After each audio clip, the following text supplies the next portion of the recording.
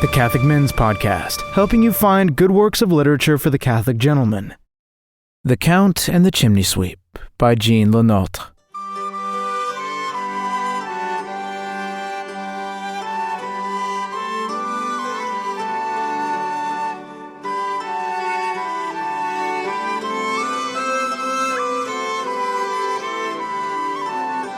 On that Christmas Eve, Matthiot, without changing his begrimed clothes, directed his steps to the palace of de Plessis-Morambert.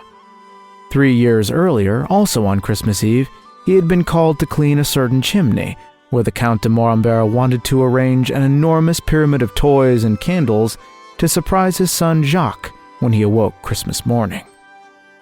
Now it happened that Matthiot was precisely the same age as the Count's son, and when the Count saw on the little chimney sweep's face the look, not of envy, but of admiration at seeing all those marvels, and at the same time seduced by the intelligent and honest air of the child, he chatted with him for a few moments, gave him a gold coin, and sent him to the pantry to be served a fine supper. The comforting remembrance of that unexpected feast brought the lad to the palace year after year on the same evening to receive his gold louis d'or and bowl of savory soup. If the whole truth must be said, his annual appearance was due not only to the attention paid to him, but also by curiosity and sweetmeats.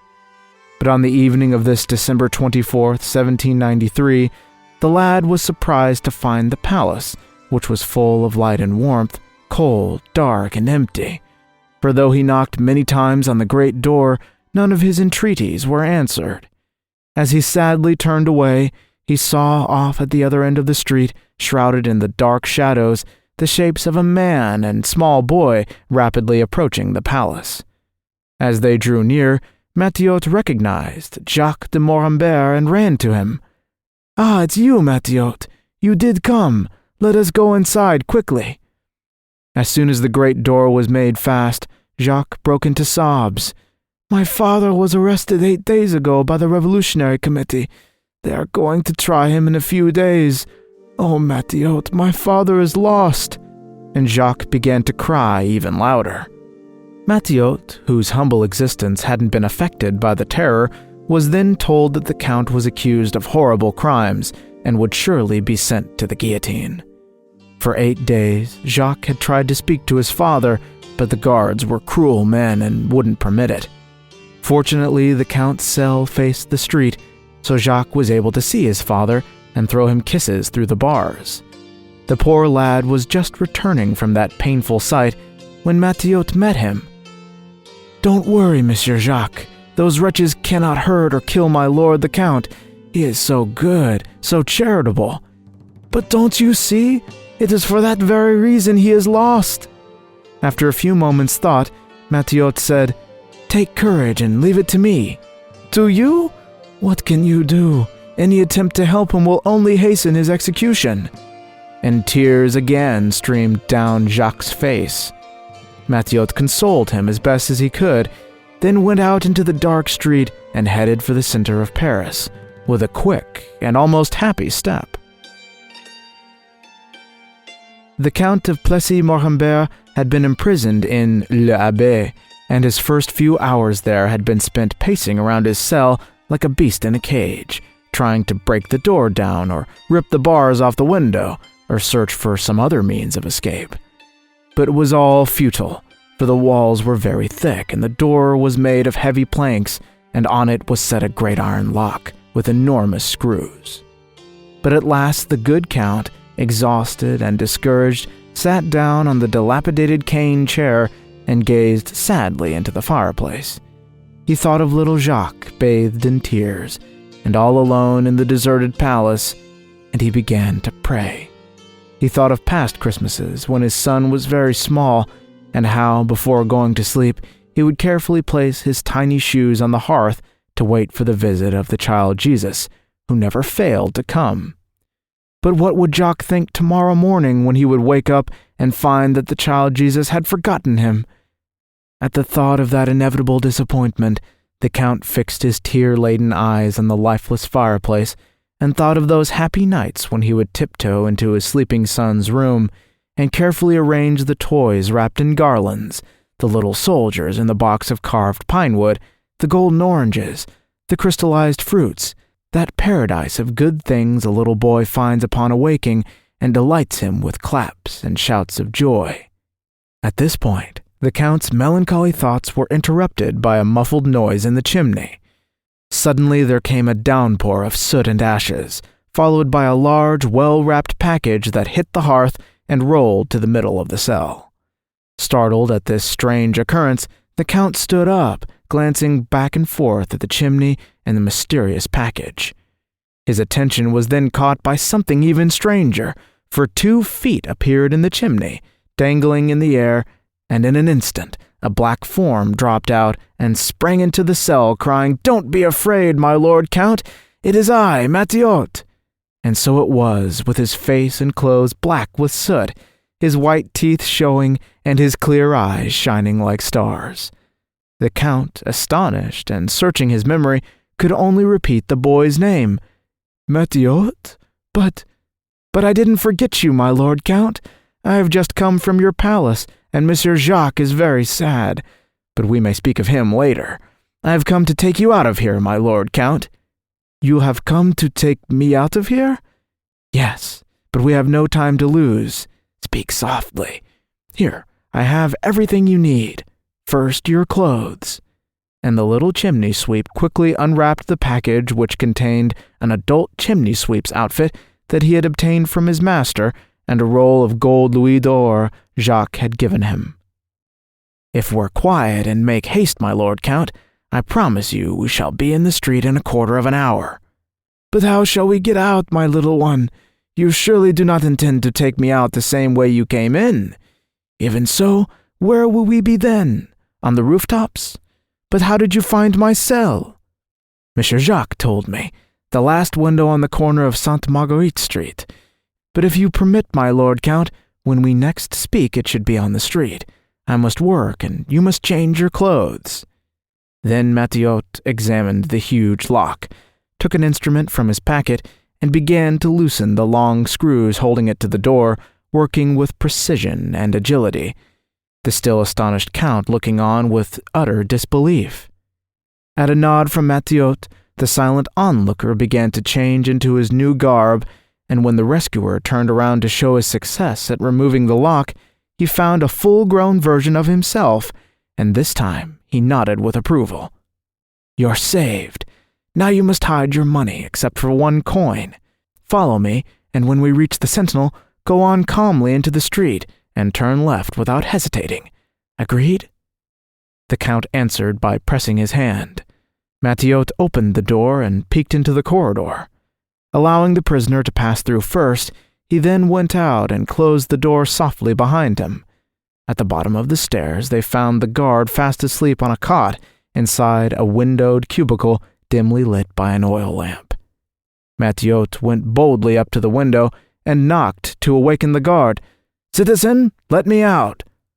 The guard grudgingly got up and shined the light toward the voice, and found only a child burdened by ropes, hooks, and brushes, the chimney-sweep tools. Reassured at this sight, he pulled the cord to unlock the door.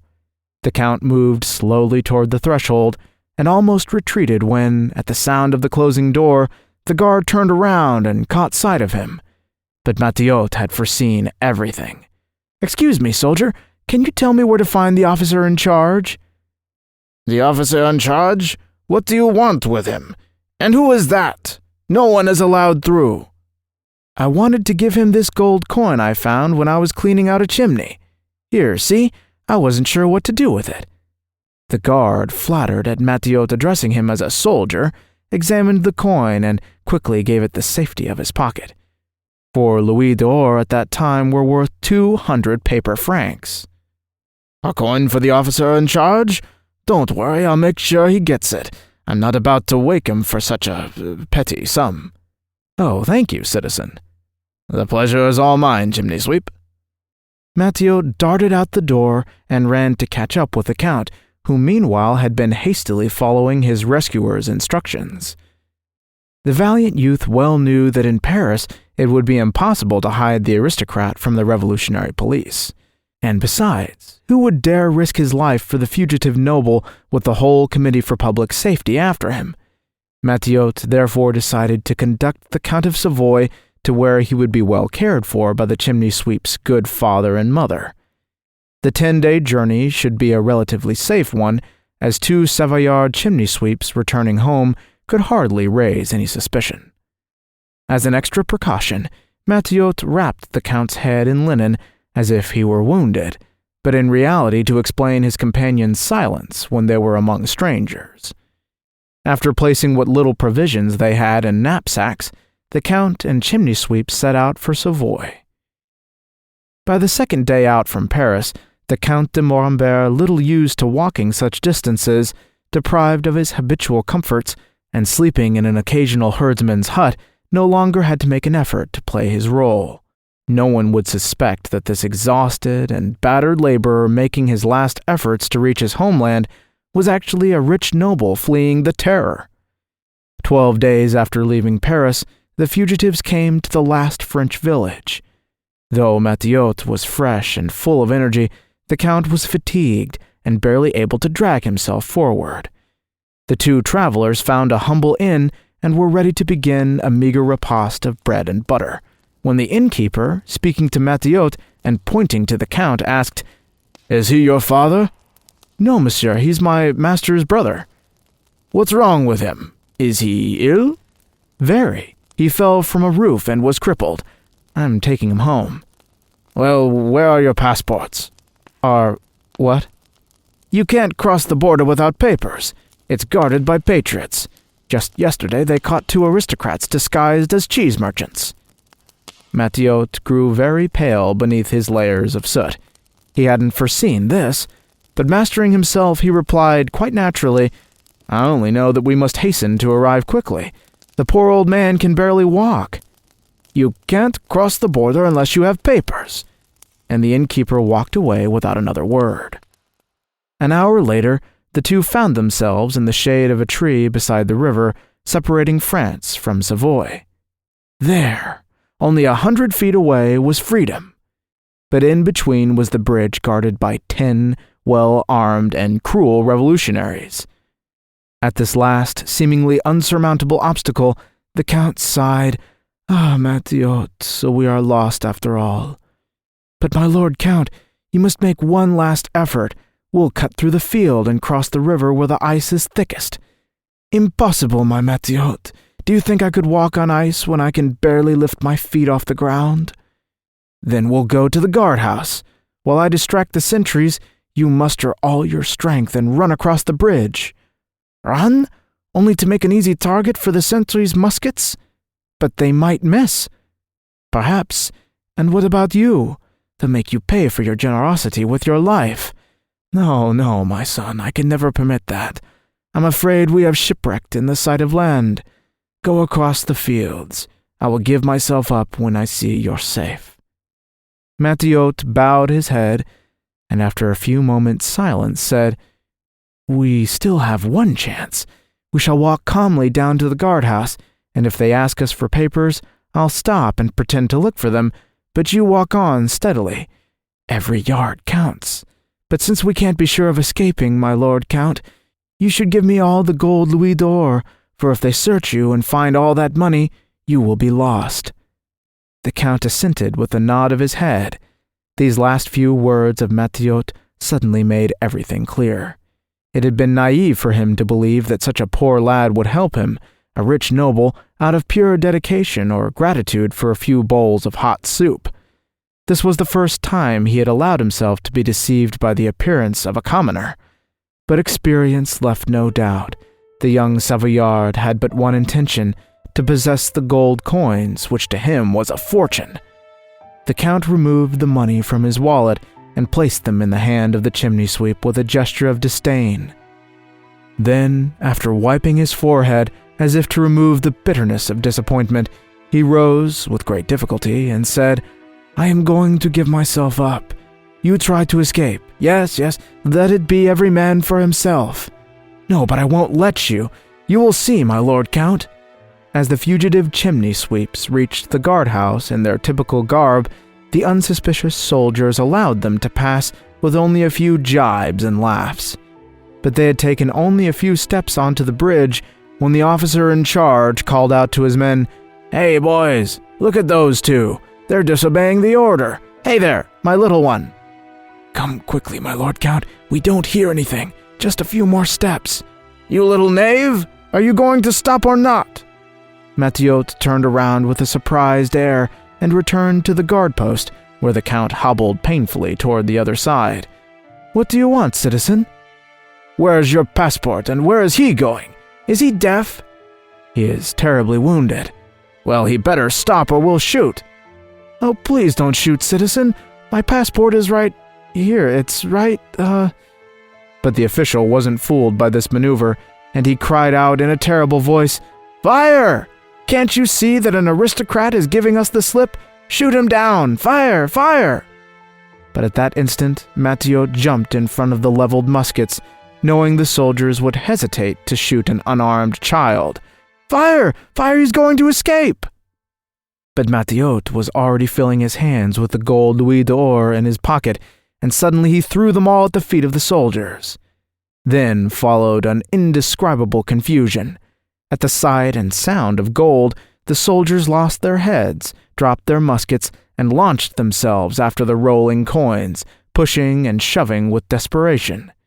Mathiot didn't wait to contemplate that epic picture, but in a few leaps joined the Count de Montembert on the other side of the bridge, outside France. While the soldiers were still fighting over the last piece of gold, the lad threw his beret to the air and shouted in his Savoyard dialect, "Et viva la liberté! Long live liberty!" The boy ran to his companion, and the two, Count and Chimney Sweep, the one weeping with joy and the other with exhaustion and gratitude, tumbled arm in arm into the guardhouse of Savoy. The end of The Count and the Chimney Sweep, from Légendes du Noël, contes historiques, by Jean Lenôtre.